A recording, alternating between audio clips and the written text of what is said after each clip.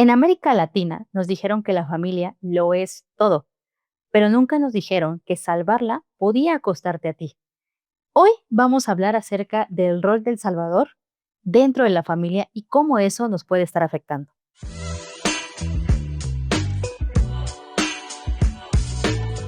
Hola, bienvenidos a un nuevo episodio de Astronauta Emocional.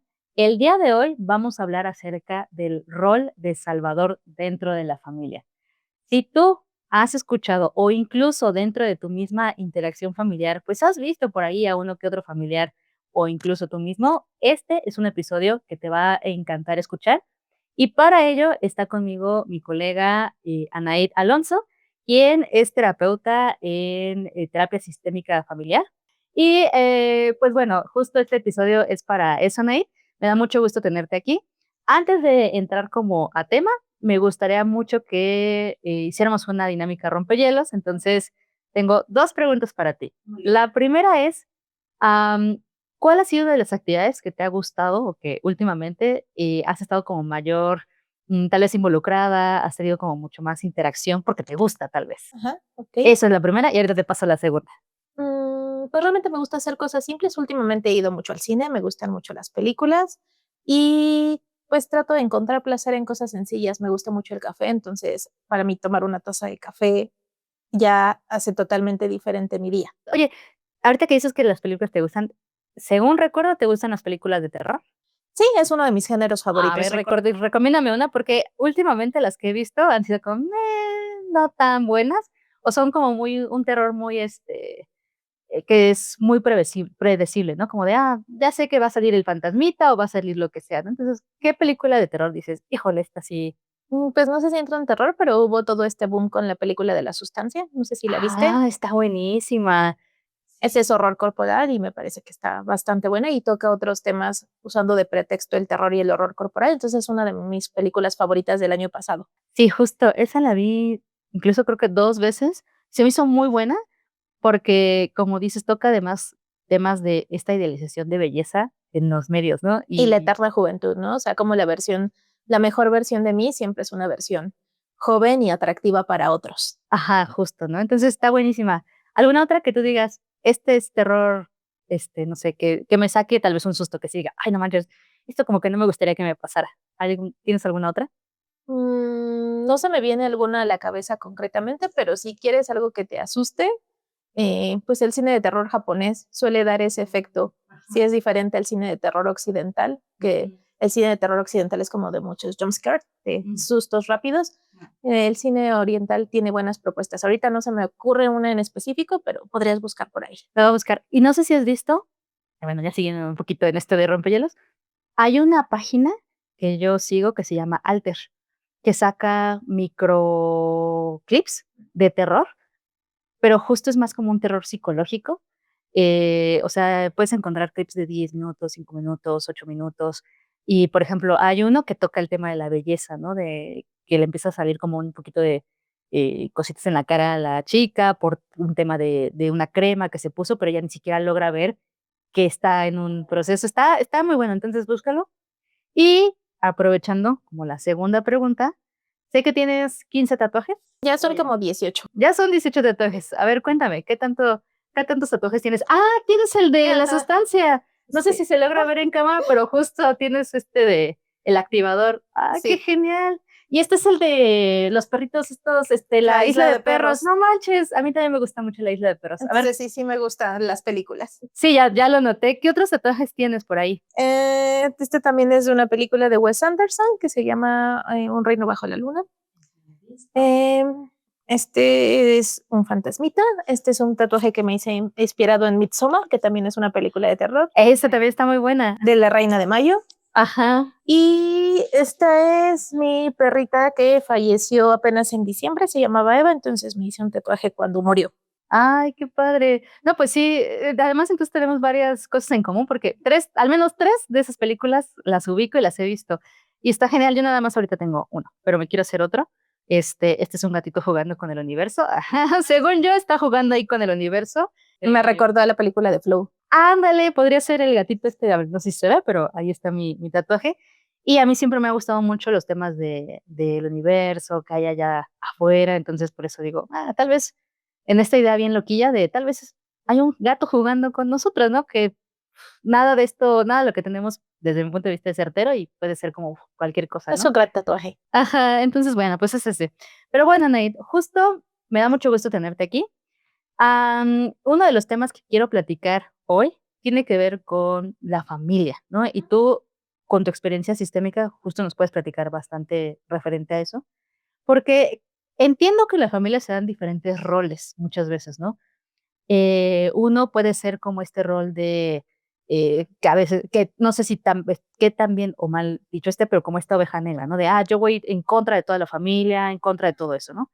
Otro rol puede ser el protector, ¿no? Que es el que vamos a hablar un poco hoy, como este rol de salvador de yo doy todo por mi familia, yo quiero mantener esta dinámica bien, ¿no? Y que pues muchas veces genera una cuestión de expectativa muy alta sobre esta persona, ¿no? Entonces, pues quisiera empezar por ahí. Primero, la primera pregunta es justo cómo se va dando este rol, si sí existen roles dentro de la familia o pues, tal vez es un mito o algo así. Y pues un poquito que nos vayas explicando estas dinámicas. Claro que existen los roles en la familia y creo que es importante empezar a definir qué es un rol. Pensemos el rol como una posición que ocupamos dentro de los sistemas familiares que va a determinar las acciones que debemos emprender dentro de ese sistema. Es decir, yo ocupo una posición de hija. Mi posición de hija me va a determinar que yo cumpla ciertas funciones dentro de mi sistema familiar con los papás, ¿no? ¿Qué se te viene a la mente que deba cubrir un papá o un adulto que está en una posición de papá o mamá? ¿Qué se nos puede ocurrir? ¿Qué funciones cumple? Pues que cuide a los hijos, que siempre esté al pendiente de ellos, o incluso en mamás y más, y creo que también toca un poco el tema de género, como dar todo por los hijos, ¿no? Entonces se me ocurre un poquito ese tipo de atributos que pueden tener. Entonces, los roles van a ser posiciones o lugares que ocupamos dentro de diferentes sistemas, no solo en el sistema familiar, que va a determinar las acciones que nosotros tenemos que llevar a cabo para cumplir ese rol. En el caso de las familias, pues puede haber roles para los papás, para los hijos, para los hermanos, y van a ser diferentes los roles que yo cumpla como hijo a lo mejor a que cumpla como hermano. Va a ser en función de en qué parte del sistema yo me coloque. Ahorita se me ocurre, como justo para poderlo representar, la película de Encanto, no sé si Sí, ¿no? Que es una podría muy ser buena analogía. justo, ¿no? Que, por ejemplo, ves a esta, no es Maribel, es Luisa. por ejemplo, Luisa, ¿no? Pero cada uno tiene un rol diferente y algo que pasa en la familia es que además como que quieren siempre cumplir esta cuestión de, aquí no se habla de cosas, ¿no? Y que excluyen a uno de ellos y todo eso. Entonces, ¿a eso nos referimos cuando hablamos de roles?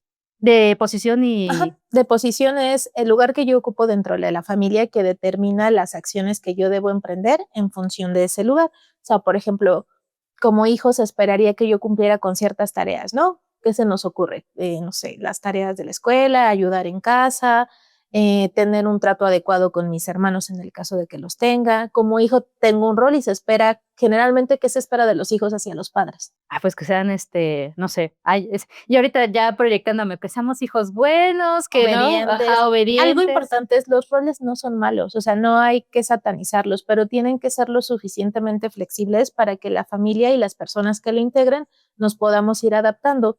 En este caso del rol del salvador o la salvadora o el salvador, que yo creo que es muy oportuno decirlo como rol, porque a veces erróneamente usamos esta palabra de, es que tengo complejo de salvadora. No, no es un complejo, es un rol o es una posición que yo ocupo o a la que tiendo en mis relaciones y en mis interacciones. Puede ser dentro de la familia o fuera de ella. Entonces, en este rol que nos mencionas, la primera pregunta que se me viene es, bueno, ¿de dónde vienen? O sea, es porque incluso, o sea, la familia es un sistema, ¿no? Es como una pequeña sociedad, ¿no? Entonces, no sé si ya estén estructurados como desde generaciones atrás y entonces así tiene que ser, o de dónde, o sea, justo de dónde salen como estos roles, quién los pone, nosotros los ponemos solitos, ¿no? Conforme lo que vemos afuera. Tal vez no nos viene nuestra mamá y nos dice, ¿sabes qué? Tu rol en la familia va a ser esto. Generalmente nos vamos adaptando o interiorizando roles en la interacción o en la convivencia diaria. Creo que difícilmente podemos recordar que nuestros papás hayan tenido una charla de tu función en la familia es esta. Sin embargo, es implícito. O sea, conforme se da la convivencia y la interacción, se da una serie de mandatos en las familias que nosotros vamos interiorizando. Por ejemplo, ¿no? Pienso algo que puede ser una tendencia es los hijos parentalizados. ¿Qué es un hijo parentalizado? Es un hijo que empieza a cumplir funciones de los papás. Y eso puede ser un antecedente para que se desarrolle este rol de salvador o de hacerse cargo de otros. No sé si eso responde a la pregunta de dónde puede venir. Sí, completamente eso responde lo que justo tengo en la cabeza, pero ahora quisiera, para las personas que nos escuchan, poner un ejemplo, ¿no? Yo soy mi familia, somos 3 hermanos, mi papá, mi mamá y 2 hermanos mayores, ¿no? Por así decirlo. Entonces, mi hermano mayor, como mis papás constantemente tenían que salir a trabajar, pues, tenían que hacer como, pues, la vida laboral, dejaban a cargo a mi hermano mayor, ¿no? Y entonces, en ese sentido, pues, siempre fue incluso yo como menor digo: "Ah, pues, es como si fuera mi papá", ¿no? Cuando dices estos roles y que no son explícitos, porque nadie tiene una clase, a ver, siéntate, hijo número uno, tú vas a hacer esto, ¿no? ¿Se van dando por esas circunstancias entonces estos roles? Acabas de tocar dos puntos muy importantes, el contexto de las familias latinoamericanas, donde ya tenemos dos papás que tienen que salir a hacer trabajo remunerado para sostener a la familia. Y entonces es muy cierto lo que tú dices, en ocasiones alguno de los hijos, que sí hay una tendencia de los hermanos mayores a ser estos hijos parentalizados, empiezan a asimilar funciones que no les corresponden. ¿Cuántas veces no hemos escuchado? Es que para mí mi hermano fue como mi papá. Para mí mi hermana fue como mi mamá.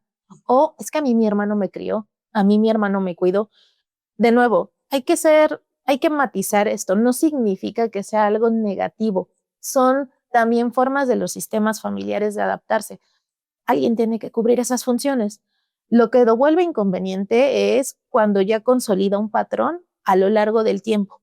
Aquí qué bueno que pones eso, porque es importante que entender, entonces, que los roles existen en todas las familias, ¿no? No necesariamente es bueno ni malo.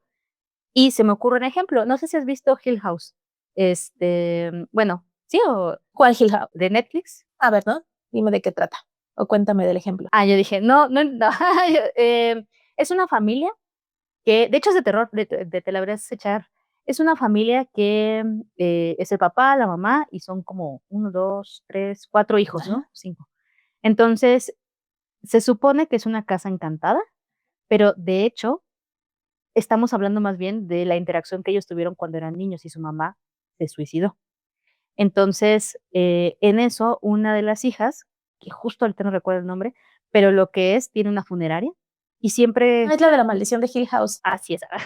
Ya, sí, ya. Tal vez debí haber empezado por ahí, justo. Y no sé si, por ejemplo, esta, que no recuerdo el nombre, pero es la que al menos tiene la funeraria, yo sí la veo mucho con cumplir ese rol de salvadora, ¿no? Y incluso ella misma dice: "Es que yo siempre estoy aquí para ustedes y los tengo que cuidar, bla, bla, bla, bla, bla". Entonces, no sé si pudiese ser así un poquito esta interacción de las que nos comentas. ¿En qué aspecto? En el sentido de que son cosas que se consolidan a lo largo del tiempo y a lo mejor se repiten ya en la vida adulta. Justo, porque es lo que yo veo, ¿no? De niña tal vez no se veía tanto, si recuerdas que hay como el pasado presente, pero ya de grande pareciera que ella tiene como ese rol y además es una persona sumamente estructurada. Bueno, así, bueno, no sé, o sea, cuando yo digo sumamente estructurada, me refiero a sumamente rígida, ¿no? Y entonces, ahí tal vez sí estamos hablando de que es un rol que pasó de que no era su responsabilidad cuidar a la familia, a un rol en el que todavía lo sigue haciendo, pero pues ya. Y ese rol ya se interioriza como un mandato. Entonces también, de nuevo, los roles no son malos, pero tienen que ir transformándose a lo largo del tiempo y tienen que ir cambiando conforme la familia. Cuando un rol se queda congelado a lo largo del tiempo y no evoluciona, se puede volver problemático y se puede interiorizar como un mandato. Hace un momento decías que también había una cuestión de género. Yo estoy completamente de acuerdo en eso. También creo, no es universal ni es una generalización, pero sí hay dos tendencias a que los hermanos mayores sean hijos parentalizados y adquiramos funciones que no nos correspondan y eso repercute en la manera en que nos relacionamos ya como adultos o fuera de la familia. Y dos, sí, las mujeres tenemos una tendencia a ser socializadas para el cuidado y para hacernos cargo de otros. No por nada salió este tren de los hombres no resuelven. O sea, ahí había una denuncia por parte de las mujeres a algo que los hombres no estaban haciendo. Eso no es de gratis. Las mujeres estamos sumamente socializadas para hacernos cargo de otros. Entonces, si a eso le sumas que a lo mejor yo fui hija parentalizada, soy hermana mayor, soy mujer, me socializaron para cuidar y además me están diciendo que es mi deber, aunque no me lo digan así explícitamente, pues ¿cuál crees que pueda ser el resultado ya en la vida adulta? No, o sea, yo creo que justo pudiésemos estar hablando, y ya más específico, de una mujer que siente mucha carga emocional, altas expectativas, alguien que tal vez necesita incluso como esta cuestión de perfección de: "Ay, es que de mí depende mi familia o de mí depende". Y a veces, pensándolo, no llegan tal cual en el consultorio con este discurso, ¿no? Sino que llegan detrás como de otras ideas, no ideas, sino como otros síntomas. Entonces, ya un poco metiéndome a esta cuestión, okey, supongamos que yo soy un rol de salvador, ahorita escuchándote digo, tal vez podría sucederme a mí, ¿no? Y ya se vuelve un malestar. Casi siempre, ¿cuál sería el malestar con el que verbalizan en consultorio? O sea, ¿qué sería lo que pudiese estar por ahí como: "Oye, ¿sabes qué? Es que en mi familia todos esperan que, ¿no?, sea la hija buena", ¿no? O sea, ¿cómo sería como esa? Pienso que a lo mejor en indicadores de malestar de una persona que pueda venir de estos lugares o de estas interacciones puede ser sobre responsabilidad, dificultad para pedir ayuda, porque yo estoy muy buena para detectar y cubrir necesidades de otras, yo resuelvo, pero a mí ¿quién me resuelve? Yo cómo pido ayuda si yo siempre estoy resolviendo y haciendo por otros. Entonces pienso dificultad para pedir ayuda, sobre responsabilidad, eh, exigencia y yo me atrevería a decir que pues viene acompañada de bastante ansiedad. Creo que es algo, y ahora tengo varias dudas, ¿no? Si empiezo a ver como estos síntomas, ¿cómo diferenciar si esto viene por una cuestión familiar o es una cuestión ya tal vez de otras circunstancias que me llevaron a ser más exigente, ¿no? Porque creo que, y aquí tomamos como otro tema, creo que cuando un consultante llega a sesión, no es que sea una variable, ¿no? No es que, porque tu familia te hizo esto, siempre va a ser esto, ¿no? Es un cúmulo de situaciones y de cosas. Exactamente, ¿no? Entonces, yo que, a ver, en ese mismo ejemplo, ¿no? Yo que tengo esto que me estás mencionando de, a mí me cuesta mucho trabajo pedir ayuda, ¿no? Y me cuesta mucho, ¿no? Y entonces, ¿eso tiene que ver con este rol de la familia que yo tomé o tiene que ver con otras circunstancias o puede ser multifactorial? Puede ser multifactorial, además, si yo vengo de una tendencia donde yo le resuelvo a otros, ¿qué tanto también me puedo relacionar con las personas a través de cubrir sus necesidades? O sea, esta cuestión de yo soy súper empático o bueno, no me cuesta nada hacer esto por él. O sea, es multifactorial en el sentido de que claro que la crianza del sistema familiar influye, pero qué tanto también yo voy reproduciendo esos patrones a lo largo de otras relaciones. O sea, qué tanto me tiendo a hacer cargo de cosas que no me corresponden, a hacer el malestar del otro mío, a dar soluciones cuando ni siquiera me las han pedido. Entonces, pensando en esta familia, podría ser que yo soy una persona que con mis hermanos, esta línea de 3 hermanos, 2 hermanos, yo ya me hice de ese rol y siempre quiero resolverle a mi hermano que está, que nunca encuentra trabajo y que siempre yo quiero estar como: "Oye, yo te ayudo, yo esto, yo el otro". Incluso podemos proporcionar ayuda que ni siquiera está siendo solicitada. Además de, ahorita como retomando esto de rol de salvadora, ¿qué implica que queramos salvar a alguien? ¿Cómo lo estamos viendo que creemos que necesita ser salvado? O sea, tiene muchas implicaciones en el sentido de que también pareciera que tenemos mucho más entrenada la mirada en ver las carencias o deficiencias del otro. ¿A quién queremos salvar? A las personas indefensas. ¿Qué tanto no los estamos viendo en una horizontalidad, sino en un lugar de desventaja o de indefensión? O sea, creo que también es importante en esta idea de seguir la línea del rol del salvador o de la salvadora, ¿a quién quiero salvar y por qué creo que eso es lo que necesita? Okey, tocas un punto muy interesante, porque puede ser que muchas veces no nos estemos dando cuenta que el tratar de salvar a alguien, más bien es verlo como él no puede, no confiar en sus herramientas. Me decía mi terapeuta, no confiar en sus herramientas propias, porque cada uno de nosotros tiene propias herramientas, propias cosas que puede hacerlo, salir del problema que tenga, ¿no? Y aquí con esto que me estás platicando, em, tengo otra duda, tengo muchas dudas. Uno de ellos es, como ya mencionamos, a veces es difícil darte cuenta, ¿no? Como siempre, ¿no? Pero entonces, solo si hay una intervención familiar como psicológica es cuando te das cuenta que tienes este rol, o también en formato individual tú llegas y te das cuenta ya a través de las sesiones que tal vez tienes este rol. ¿Cómo funciona ahí? No, no es necesaria una intervención familiar, puede ser en formato individual y lo mismo, no es que el consultante llega de, bueno, podría, pero es poco común esto de, ya me di cuenta que mi problema es que tiendo a querer rescatar a las personas o a resolver por ellas, pero es muy probable que perciba relaciones poco justas. Es agotador, o sea, es un rol que no es sostenible a lo largo del tiempo ni en todas las relaciones, entonces también pueden reportar mucho cansancio, sensación de que las relaciones son poco justas, que no son mirados por los demás. Entonces, individualmente también es algo que se puede trabajar. Y te decía, no todos los consultantes van a llegar con esta claridad de, ay, claro, ya sé que mi problema es que quiero salvar o rescatar a las personas. Sí, porque si además llegaran así, pues ya no sabes ya para qué vas a la sesión, ¿no? Pero sí Tanto. pueden reportar agotamiento en sus relaciones, sentirse poco vistos o vistas, eh, que igual, no sé, lo que yo te decía, ¿y quién cubre las necesidades de ellos si ellos siempre están cubriendo las necesidades de otros? Yo pensaría que de nuevo, nada de lo que voy a decir es una realidad total, ni todas las personas les pasa eso, pero sí puede haber una tendencia a que reporten sensación de injusticia en sus relaciones. ¿Por qué si yo hago tanto por el otro, por qué el otro no hace por mí? Para empezar, porque no se lo permito y porque puede ser cómodo para los otros que hagamos por ellos. A lo mejor no desde una mala intención, pero no es cómodo que los otros hagan por nosotros. Oye, entonces, otro ejemplo se me ocurre de una familia, no este estereotipo de familia siempre mamá, papá, porque además en Latinoamérica no siempre existe, ¿no? Pero una mamá y su hija. Y entonces esta mamá, mi mamá, pongamos que tal vez nunca pudo tener, por cuestiones de trabajo, mucho cuidado de mí, nunca pudo hacerse cargo de algunas cosas yo como niña.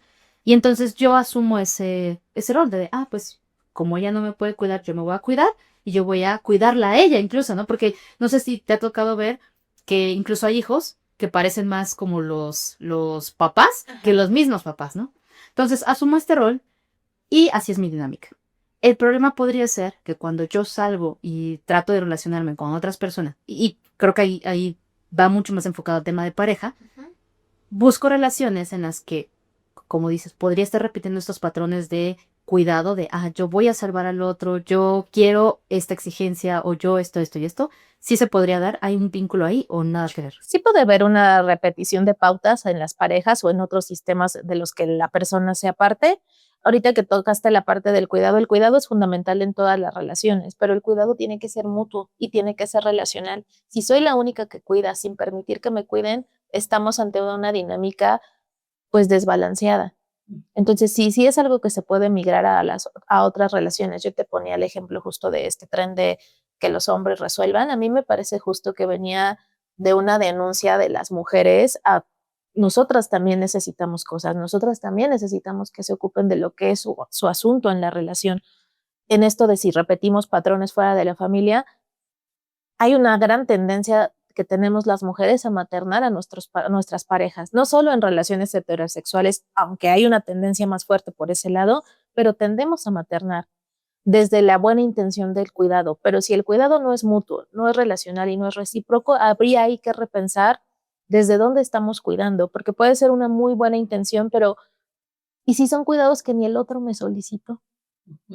O si es la forma en la que yo creo que lo tengo que cuidar, pero no es lo que él requiere. O sea, creo que también en esta posición de querer salvar, no respetamos la agencia del otro respecto a lo que puede hacer por sí mismo, ni a lo que requiere o necesita, que puede ser muy lejano a lo que yo quiero darle o a lo que yo pienso que necesita. Ujú.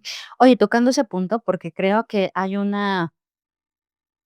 ya tú me dirás, como una línea muy delgada entre un rol de cuidador, pero justo el tema de género, porque como hace rato bien mencionaste, a las mujeres, pues nos educan mucho para ser cuidadoras, ¿no? Y entonces, no sé si hay ahí como una doble, mm, creo que se le llama interseccionalidad, como mujer, latinoamericana y además, la que tiene este rol, ¿no? ¿Cómo poder hacer esa diferencia si se trata de uno o de otro? O si eso es imposible y más bien en consultorio lo que tratamos de hacer o lo que desde la sistémica se trata de hacer es, bueno, a ver, em, tu familia es un punto y aparte y primero vamos a trabajar sobre la dinámica familiar. No sé si Diferenciar, ¿qué estaríamos buscando diferenciar? estos 3 es que yo lo veo como 3 ideas diferentes, ¿no? El tema de rol, de género, ¿no? De por ser mujer. Otro punto y aparte sería la familia y este rol que yo tengo de cuidador o cuidadora, y otro, bueno, otras series culturales, sociales, ¿no? Entonces, aquí no sé si mi pregunta está como muy fumada o algo así, pero justo no sé si hay una diferenciación entre uno y otro, o si necesariamente incluso las mujeres tienden más a tener como este rol dentro de la familia por lo mismo del género más bien. Creo que yo pensaría que no hay que verlos como elementos separados, sino como tú bien usaste la palabra, son condiciones que se intersectan y se representan en ciertas dinámicas. Me parece complicado, o al menos desde lo sistémico no lo vemos separado. Estos 3 elementos se interrelacionan. Okey. Y es que me parece buenísimo porque, Anaid y yo tenemos 2 diferentes corrientes terapéuticas, ¿no? La mía es más, terapia cognitivo-conductual, y tal vez estoy muy acostumbrada a decir: "A ver, vamos a segmentar", o sea, sí vamos al contexto claramente, pero vamos a hacer A, B, C, y vamos a pensar un poquito referente a esto, ¿no? Entonces, puede ser que, esta es una forma de abordar, pero la tuya es como mucho más de los sistemas, cómo interactúan, ¿no? La familia, cómo va a interactuar y cómo esa interacción me lleva a mis relaciones, ¿es correcto? Sí, no tratarlos como elementos separados, sino verlos como un todo, que como tú muy bien dijiste, son elementos que interactúan y se interrelacionan. Okey.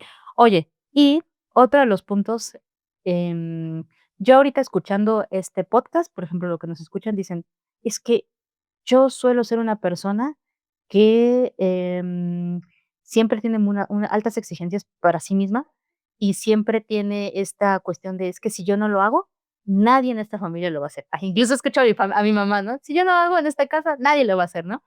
Entonces, em, primero, ¿cuál sería como esa cuestión en la que ya representa un problema y quisiera ya no tenerlo, ¿no? Bueno, un problema entre comillas, ¿no?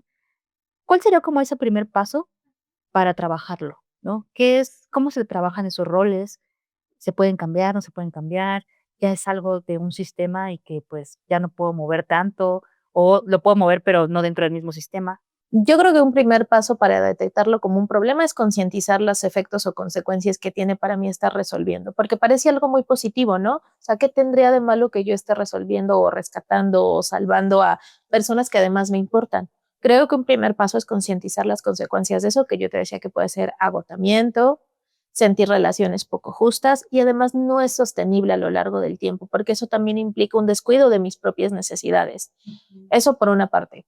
Por otra, siguiendo esta línea de la palabra de salvar, ¿por qué siento que tengo que salvar a las personas? ¿Cómo las estoy mirando y cómo me estoy viendo yo? ¿Dónde me estoy posicionando? Que creo, uno, que las tengo que salvar y dos, que yo puedo hacerlo. ¿Me explico? O sea, creo que también salvar, aunque suena muy altruista y noble, también implica ponerme en una posición de poder por encima del otro. Me encanta esto porque creo que se puede representar en diferentes lugares.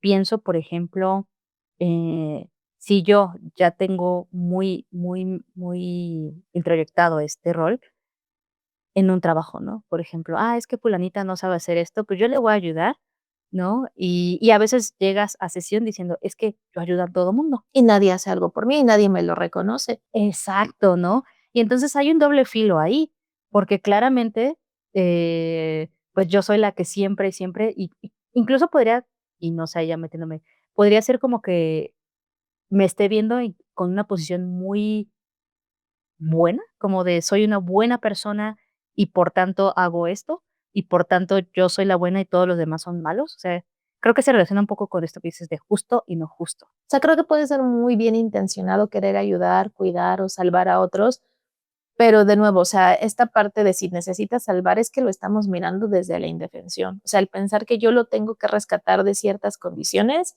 uno, a mí me coloca en una posición de poder y de privilegio y también, ¿dónde estoy poniendo a esta otra persona que creo que requiere ser salvado? No veo sus recursos, no veo sus habilidades. Esta persona tiene una vida fuera de mí, hace cosas por él mismo, no me requiere todo el tiempo. O sea, creo que puede ser muy noble, pero también poco justo para ambas partes. Uno, porque yo no recibo a lo mejor estos cuidados o nadie satisface mis necesidades. Y dos, estoy anulando la agencia y los recursos de esta persona. Ni siquiera dejo que los despliegue porque yo ya resuelvo y soluciono por él. Justo como en todo lo que abordamos desde la psicología, el darse cuenta es fundamental, ¿no? Primero, y que tú, o sea, que tú tal vez que nos estás escuchando dices, tal vez sí me podría pasar esto, tal vez no, o tal vez identificamos a quién, ¿no? Porque además somos buenísimos siempre para decir Sí el soy. otro, o el sí soy o el otro sí es, ¿no? Entonces, sobre esto, además del darse cuenta, ¿qué otras estrategias tal vez yo podría ir implementando para desapegarme de este rol o moverme a algo que sea diferente y que me ayude más en mis relaciones? Algo que suele pasar es que cuando nos damos cuenta de algo que ya no queremos para nosotros, pensamos que para cambiarlo tenemos como que arrancárnoslo o hacer cambios muy abruptos. Una realidad es que si tenemos esta forma de interactuar, pues no es algo que se vaya a quitar de la noche a la mañana. E incluso yo pensaría, tal vez no lo queremos quitar del todo. O sea, porque es importante, porque nosotros, justo me hiciste recordar que tenía una consultante la semana pasada que tiene un poco esta posición de resolver por otros y ella me decía, pero pues que para mí eso es mostrar cariño. O sea, si yo les demuestro lo mucho que los quiero, lo mucho que me importan. Entonces, imagínate que le dijéramos, no, pues está mal. O sea, está mal y tienes que dejar de hacerlo y arráncatelo porque creo que aquí es explorar otras posibilidades de vincularnos con los otros, no desde estos lugares de salvarlos, verlos de una forma más horizontal o en el ejemplo de mi consultante, hay otras maneras de expresar amor. No tienes que renunciar al cuidado. Cuidar es un derecho fundamental. A lo mejor yo aprendí a cuidar resolviéndole a otros, salvando a otros, pero ya me canso. ¿Tengo que renunciar a cuidar? No, pero puedo explorar otras formas de cuidado, formas un poco más justas, más horizontales y también puedo seguir resolviendo por los otros, pero a lo mejor lo puedo empezar a hacer en menor medida. O sea, creo que son cambios graduales y ser muy claro en que son patrones que se han conformado a lo largo del tiempo. No lo voy a dejar de hacer de la noche a la mañana porque muchas veces también esta cuestión de los límites, ¿no? Creemos que el límite es la solución mágica a todo.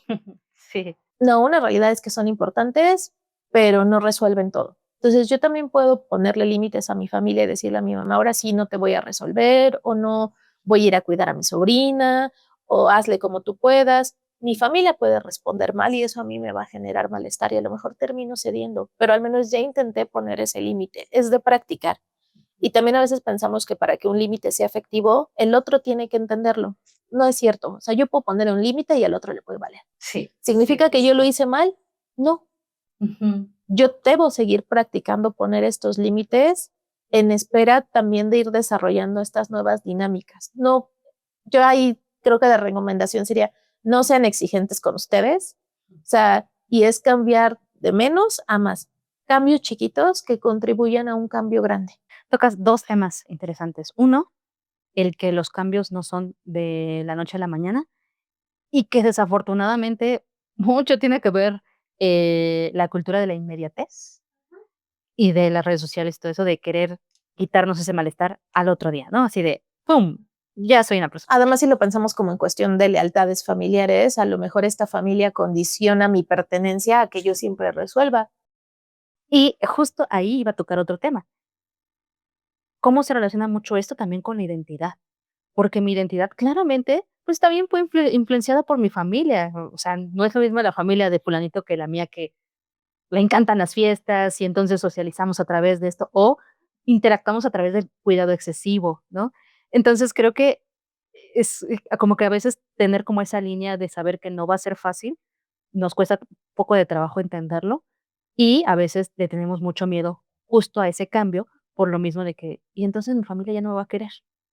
¿No? O ya voy a ser como la mala, ¿no? Y entonces, no sé, ¿no? Como que nos hacemos tal vez historias muy loquillas dentro de nuestra cabeza de: "No, me van a excluir, ya no va a hacer esto, esto, esto", ¿no? Y aquí hay otra pregunta, que es, ¿cómo influye justo todas estas expectativas culturales, sociales, familiares?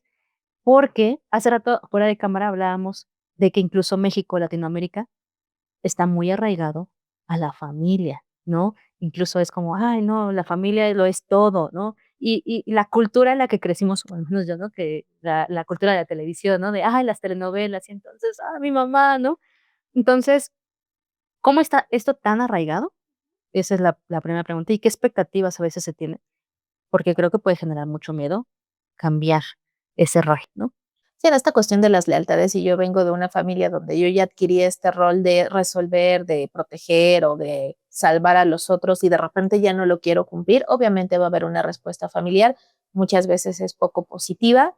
Entonces, sí creo que también hay una cuestión o una idea de lealtad que subyace que de repente yo no me pueda descolocar, porque ¿cómo lo voy a querer resolver? Incluso pensaríamos, hay cosas que podemos hacer por el otro, pero ¿y si no quiero hacerlas? O sea, sí, sí puedo, pero ¿y si no quiero? Porque si puedo, ¿por qué no lo voy a hacer? Pues porque a lo mejor no es necesario, porque a lo mejor el otro sí puede resolver por sí mismo. Y es que ahí, pensando en una situación, ¿no? Yo tengo a mi familia, yo la sostengo y me están exigiendo que todo el tiempo esté ahí para ellos y que resuelva, ¿no? Oye, como tú sabes de Internet, tú arregla la computadora, ¿no? Incluso a veces como, no sé si has visto estos TikTok de los chicaneros que, ¿no? Que es como, llega la mamá y dice: "Oye, es que ya no me sé la contraseña del correo", ¿no? Y él, ¿no? Pero, pues, ¿cuál es, no? Pues yo no sé, ¿no? Y ahí empieza un poco la interacción, pero a lo que me refiero es que a veces la misma familia, como tú ya tienes este rol, lo refuerza mucho, ¿no? De: "Es que tú resuélveme". "Oye, pero yo no soy ingeniero en sistemas". "Pero tú sabes", ¿no? Y te genera mucho Culpa.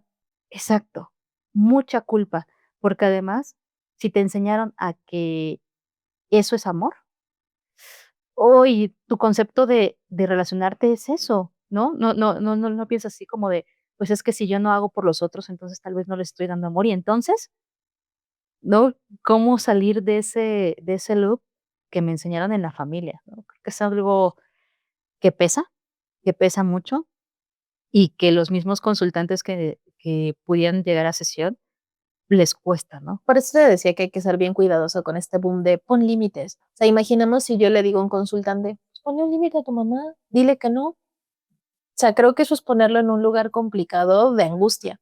Ujú. A lo mejor tiene que ser un cambio progresivo, a lo mejor la primera vez no le vas a decir que no, pero lo que puedes hacer diferente es no le voy a resolver, me voy a sentar con ella a enseñarle cómo hacer. Es diferente enseñar al otro que hacer por él. O sea, también te decía que esta cuestión de solo poner límites a diestra y siniestra como si fuera la solución a todo es un elemento importante, más no es necesario, más no es suficiente. O sea, creo que es importante sí poner estos límites, pero tú tocaste un punto importante. Si yo siento comprometido mi lugar en la familia, mi identidad, se me va a segregar, mi mamá ya no me va a hablar, ¿crees que voy a dejar de hacer por ella? Ahí también se me ocurre esta idea de que tú llegas a consulta y si tu terapeuta te dice, pues pon límites, incluso puede generar mucho más malestar en ti porque es una expectativa tan alta que no puedes con eso, es como, ¿no? Y tal vez ahí mismo tu mismo rol de salvador dice, bueno, sí, pero no, y entonces ¡pah! Entra el conflicto. Y además pensamos que el límite tiene que ser tajante, contundente y un no por completo. A eso me refería que cada quien puede tener su proceso respecto a transformar estas creencias y estas formas de relación. Con el ejemplo de la mamá y la computadora. No, pues sí le dije que sí, pero me senté con ella a enseñarle. O sea, estoy tratando de ponerle un límite en el sentido de hasta dónde puedo hacer por ella y dónde ya esperaría que una segunda vez ella fuera más activa en resolver por sí misma. Y es que ahí también tocas algo que esas exigencias que también pueden darse en consulta y que pueden ser muy violentas, ¿no? Como de, es que tú tienes que hacer esto, o tú tienes que hacer esto, o te pasa esto porque no has puesto esos límites, ¿no? Y entonces se vuelve un ciclo que pareciera que no tiene una salida. Pero me gusta mucho que pongas esto sobre la mesa y también porque, o sea, no se va a lograr de un día a otro y tampoco es como algo fácil de implementar, pero son pequeños cambios chiquitos. Yo lo pensaría como un proceso más que un producto. O sea, es un proceso que implica una serie de pasos a lo largo del tiempo y tenemos una tendencia a menospreciar los pasos pequeños. O Mm. sea, queremos cambios grandes, contundentes y en poco tiempo. Entonces, también es darnos la oportunidad de construir nuevas formas de relacionarnos progresivamente. Esta frase de el proceso, o sea, es más un proceso que un producto. O sea, me viene a la cabeza, y tal vez no sé si me estoy saliendo o no de la línea, pero no muchas veces estamos, o con esta sociedad muy metidos a hacer los productos, justo, a incluso empaquetar, a la psicología, a las relaciones, como paso uno, paso 2, paso 3, y eso mismo hace que haya mucha angustia. Y es que justo en esta sociedad como muy capitalista y muy exigente y muy de productividad y de hacer, creo que ya también nos compramos mucho este discurso de que no lo vemos así, pero de este discurso de, voy a hacer A más B y ya con eso ya sano mis relaciones, ¿no? Si sano mi historia familiar, ¿no? Pero no nos damos cuenta tal vez que pues somos todo, un todo, ¿no? Un contexto. Y ahí, por ejemplo, ¿cuál es tu opinión referente a esto? Pues yo creo que implica también un buen trato hacia nosotros y paciencia, o sea, paciencia en el sentido de no es, como lo he dicho ya varias veces en esta conversación, no es un cambio que se vaya a dar de la noche a la mañana y poder ser comprensivos y amables con nosotros mismos, porque de por sí puede que ya la vayamos a estar pasando mal por la reacción de los otros frente a estos cambios, como para que yo sea punitivo conmigo misma o me castigue o me recrimine. O sea, creo que también ahí entra el autocuidado. Justo, ¿y qué, qué opciones de es que aquí vienen 2 cosas, ¿no? La primera es, ¿qué autocuidado sí puedo tener? Pero si aún así yo ya te escuché, yo digo, pues es que muchas cosas de los que yo hago ya sentí ese rechazo. O sea, ¿cómo manejar con la familia? ¿Qué va a pasar, no? ¿Qué va a pasar como ese rechazo? ¿Lo manejo, no lo manejo? ¿Qué opciones de autocuidado yo tengo, no? Para saber, bueno, lo que decías, ¿no? Yo puedo hacer esto, pero tal vez no esto, ¿no? O sea, como que manejar eso emocionalmente, ¿qué recomendarías? Pues yo creo que aquí entra una fase de negociaciones con nosotros mismos respecto a lo mejor si yo siento muy abrupto, no sé, voy a poner un ejemplo. Em, si yo dejo de cuidar a mi sobrina, mi mamá se enoja mucho conmigo, me habla mal, a lo mejor no la voy a dejar de cuidar como tal, pero por lo menos una vez de las 10 que me las pide, le voy a decir que no voy a poder. Me voy a inventar que tengo que trabajar, algo que haga más admisible que se ponga ese límite, que también te decía, creemos que el límite es decirle no y le vas a decir que no puedes y que no quieres y que hasta aquí. Es muy abrumador para mí, a lo mejor me puedo valer de otras estrategias.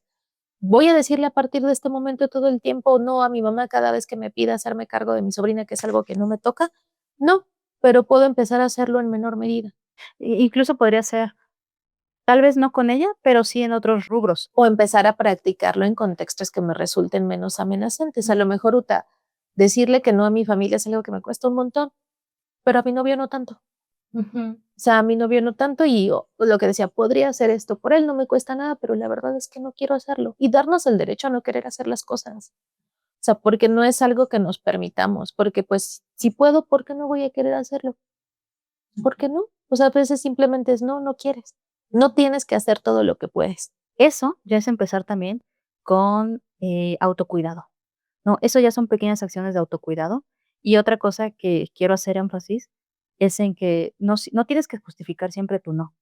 O sea, muchas veces creemos que no porque, tengo cosas que hacer o por no, o sea, no, y ya, ¿no? Sé que es difícil, o sea, una cosa es platicarlo y decir: "Ah, no", pero otra cosa es ya, en hacerlo. Pero justo una de ellas es esto que nos está platicando Anaí de autocuidado, y lo segundo, no justifiques tu no. O sea, solo no y ya, no que nos cuesta un montón, ¿no? Entonces, sobre eso, y tocando ya un tema, referente a ya estoy haciendo esto, ya estoy tratando de hacer, poner, no solamente límites, sino también hacer autocuidado, también, darme cuenta, pero, ¿qué crees? Empieza a aparecer la culpa. La culpa como de pero es que, no sé, mi mamá me dio todo cuando yo era chiquito, ¿no? O siempre estuvo para mí, ¿cómo es posible? Y soy un mal hijo, no, soy una mala hija, o soy un mal hermano, ¿no? O X o Y familiar. Ese manejo de culpa, ¿cómo lo podemos ir, deshilando? Creo que un primer paso es recordar que el ponerle este límite o decir que no, no es una acción que vaya con dolo, no, o sea, no es con la intención de herir, no es con la intención de que yo quiera hacer sentir mal a mi mamá, a mi hermano, a mi papá. Creo que hay que empezar por ahí, por reconocer que ese no, no viene con una intención de daño al otro. Y también ahí yo le agregaría, tal vez pensar esto, ¿en qué podría favorecer yo a esta persona si le digo que no? ¿Qué habilidades le estoy dando la posibilidad de desarrollar? O sea, creo que también ahí es darle un giro de tuerca a la culpa, porque aquí nos venden que le estamos quitando algo, pero ¿y si en realidad mi no puede sumarle algo? Qué buena perspectiva. O sea, pensarlo desde ahí y no desde algo negativo, ya también te cambia un poco ese escenario y te puede empezar a ayudar a empoderar, ¿no? Como decir, bueno, ¿qué cosas sí puedo hacer? Y que esto incluso le puede ayudar a esta persona, le puede dar otras herramientas. Y ahí, por ejemplo, de la experiencia que has tenido en consulta, ¿qué sería lo más común que se puede trabajar con este rol de salvador dentro de la terapia sistémica? ¿Cómo la trabajan? O sea, ¿qué versus otras terapias, cómo lo abordan y qué herramientas puedes esperar en esta corriente? Yo creo que al ser una cuestión relacional, incluso como tú bien decías, si practican este poner límites y este empezar a soltar en otras relaciones, inevitablemente va a impactar en sus relaciones familiares o de pareja. O sea, el hecho de que al estar todas las relaciones interconectadas, no necesariamente tenemos que trabajar el poner límites con la mamá. Podemos hacerlos en otras relaciones o contextos y va a impactar en toda el sistema de la persona. Eso por una parte. Por otra, yo pensaría que esta cuestión de pensar en las habilidades y recursos, no solo que tiene el paciente para empezar a desengancharse de este rol, sino también enseñarle a pensar con este chip de habilidades, recursos y herramientas para poder empezar a quitarle esta mirada de ver como indefenso al otro.